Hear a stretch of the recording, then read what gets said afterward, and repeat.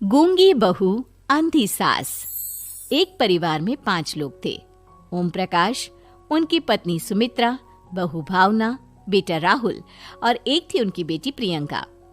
वैसे तो ओम प्रकाश और सुमित्रा के घर में सब कुछ ठीक ठाक था, लेकिन सुमित्रा की एक आदत थी। घर में कुछ भी गलत या सही हो तो वो किसी से कुछ नहीं कहती। और भावना स्वभाव की इतनी सीधी सादी थी कि अगर कोई उसके साथ गलत भी करता तो भी वो उसे कुछ नहीं कह पाती। इसी के चलते प्रियंका और राहुल घर में मनमानी चलाते रहते, क्योंकि घर को संभालने वाली औरतें इस तरह से रहती थी जैसे वो गूंगी और अंधी हो। माँ, मैं अपनी सहेलियों के साथ पिकनिक पर जा रही हूँ। ठीक है बेटा, चली जाओ। और मुझे आने में रात हो जाएगी, देर से ही आऊंगी मैं।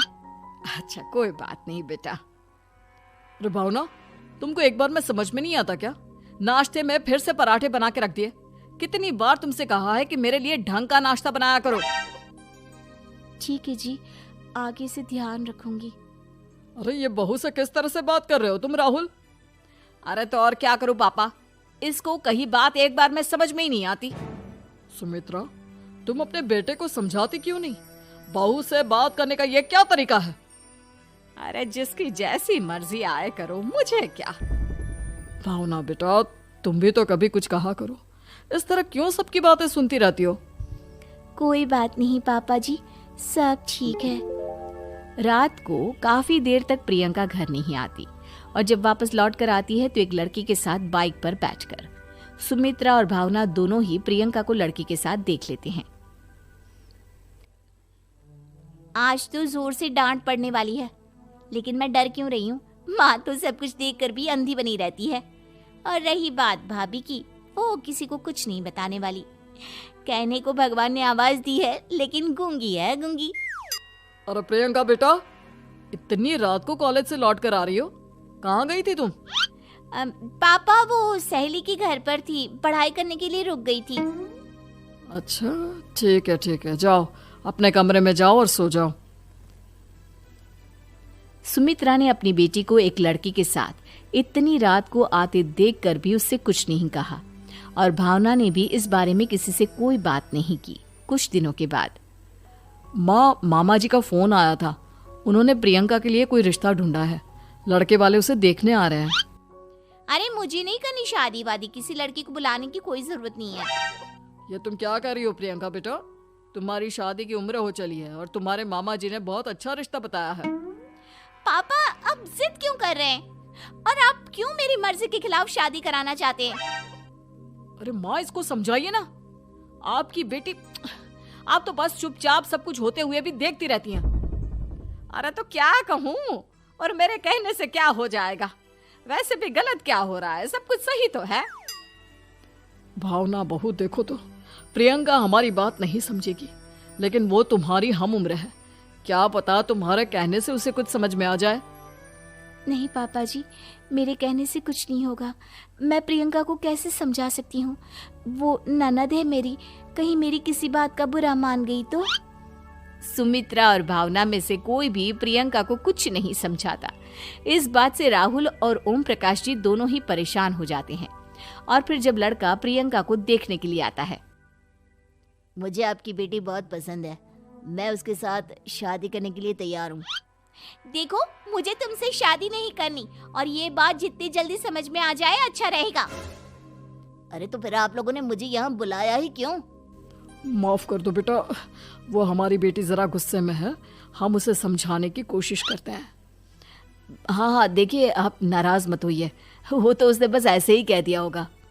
अरे कोई ऐसे ही कुछ कहता है क्या? और ये आपकी पत्नी और माँ, ये दोनों इस तरह चुपचाप क्यों बैठे हैं, जैसे इस घर के मेंबर ही ना हो? आपके घर में सब कुछ ठीक तो है ना? अरे सब कुछ ठीक है बेटा। सुमित्रा, समझाओ ना अपनी बेटी को। अरे क्या समझाऊं, क्या होगा समझाने से? सब ठीक ही तो हो रहा है, गलत क्या हो रहा है? भावना, प्रियंका को अंदर लेकर जाओ और उससे समझाओ कि कितना अच्छा रिश्ता है। इतना अच्छा लड़का है, इस तरह से बिहेव ना करे। नहीं जी, मैं किसी से कुछ नहीं कह सकती जी। अरे अजीब परिवार है, मुझे तो यहाँ से निकलना पड़ेगा। इस तरह से तो आपकी बेटी की शादी किसी से नहीं हो सकती। जिसके घर की औरतें गूंगी और अंधी बनकर बैठ जाए, उस घर का कुछ नहीं हो सकता। ओम प्रकाश और राहुल सुमित्रा और भावना की हरकतों की वजह से बहुत परेशान हो जाते हैं। एक दिन वो दोनों आपस में बात करते हैं। पापा, समझ में नहीं आता कि भावना और माँ को कैसे समझाया जाए। सही कहते हो बेटा, तुम और मैं काम के सिलसिले में सारा दिन घर के बाहर रहते हैं और घर की दोनों औरतें जिन्हें सारा घर संभालना चाहिए गूंगी और अंधी बनकर बैठी हैं। पापा आप ही बताइए इसका क्या उपाय है। मेरी तो कुछ समझ में नहीं आता बेटा, लेकिन हमें कुछ तो करना पड़ेगा क्योंकि इन सब की वजह से प्रियंका बहुत ज्यादा बिगड़ती जा रही है। तुमने देखा उसने किस तरह से बिहेव किया था। अरे लेकिन पापा हम करेंगे क्या? हमें एक नाटक करना होगा। कुछ दिनों के लिए हम भी गूंगे और बहरे बन जाते हैं, उसके बाद इन दोनों औरतों को अकल आएगी। हाँ पापा, शायद आपकी बात ठीक है। हम दोनों हर बार बात को संभाल लेते हैं और इसी वजह से माँ और भावना कुछ भी करने की कोशिश ही नहीं करते। और फिर अगले दिन, भावना, नाश्ते में क्या बनाया है? जी पराठे बनाए हैं। मेरे लिए पोहा बना दो। अच्छा जी ठीक है, अभी बना देती हूँ जी। बहू, नाश्ते में क्या बनाया है? पापा जी पराठे हैं और पोहे बन रहे हैं। अरे बहू, मुझे तो उपमा खाने का मन था, मेरे लिए उपमा बना दो। ठीक है पापा जी, अभी बना देती हूँ। भाभी जल्दी से जरा मेरा कॉलेज का टिफिन तो पैक कर देना। और सुनो, मुझे ना भिंडी की सब्जी खाने का मन है।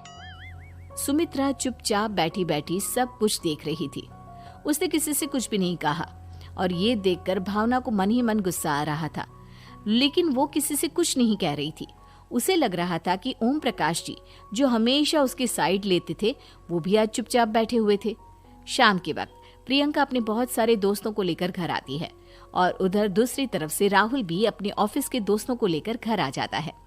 प्रियंका अपने कमरे में तेज म्यूजिक चलाकर डांस करती है और राहुल अपने दोस्तों के साथ बैठकर जोर जोर से हंस रहा था। प्रियंका और राहुल मिलकर पूरे घर को अस्त व्यस्त कर देते हैं, लेकिन भावना उनसे कोई शिकायत नहीं करती और सुमित्रा जी भी चुपचाप बैठी रहती है। लेकिन भावना और सुमित्रा के अंदर का गुस्सा धीरे धीरे बढ़ रहा था। फिर रात को ओम प्रकाश और राहुल एक दूसरे से बातें करते हैं। पापा, हमने इतना कुछ किया फिर भी भावना कुछ बोलती ही नहीं और माँ भी कुछ गलत करने से किसी को रोकती ही नहीं। तुम चिंता मत करो बेटा, इन दोनों के अंदर का गुस्सा भर रहा है और बहुत जल्दी बाहर आने वाला है। अगले दिन, अरे बहू, ये कपड़े धुले हैं या गंदे हैं? पापा जी कपड़े तो मैंने धोकर ही आपकी अलमारी में रखे थे। मुझे तो साफ नहीं लग रहे, एक बार और धो देना। प्रियंका, मैं सोच रहा था कि तुम्हें उस लड़के से शादी नहीं करनी है ना, मत करो। एक काम करो, वैसे भी क्या रखा है शादी वादी में, तुम्हें जो लड़का पसंद है उसके साथ जाकर कोर्ट मैरिज कर लो। इस बार ओम प्रकाश और राहुल की बात सुनकर भावना और सुमित्रा के अंदर का गुस्सा जाग उठता है। मैं किसी से कुछ कहती नहीं जी, इसका मतलब ये है कि आप लोग मुझे परेशान करते ही रहेंगे। कल 4 बार मुझसे नाश्ता बनवाया, आज पापा जी मुझसे धुले हुए कपड़ों को बार बार धुलवा रहे हैं। अरे मैं इंसान हूँ जी, कोई मशीन नहीं हूँ। तुम दोनों ने मिलकर इस घर की कैसी हालत बना दी है और अपनी बहन को भागकर शादी करने के लिए कह रहे हो। तुम भाई हो या दुश्मन? ओम प्रकाश और राहुल जोर जोर से हंसने लगते हैं। अरे इसमें हंसने की क्या बात है? हम लोग यहाँ इतने परेशान हो रहे हैं जी, तुम लोगों को ऐसी हरकत करने के बाद भी हंसी आ रही है। ये क्या कर रहे हैं जी आप दोनों? यही तो हम चाहते थे कि सुमित्रा तुम अंधी होकर ना बैठी रहो। घर में कुछ भी गलत हो तो उसे रोकने की कोशिश करो। और भावना, तुम अपने साथ हो रहे गलत व्यवहार पर भी कभी मुंह नहीं खोलती, ये सही बात नहीं है। मैं चाहता था कि तुम्हारी भी जुबान खुले, तुम गलत बात का विरोध करो। गूंगी बहू और अंधी सास की ये जोड़ी इस घर में अब नहीं चलेगी।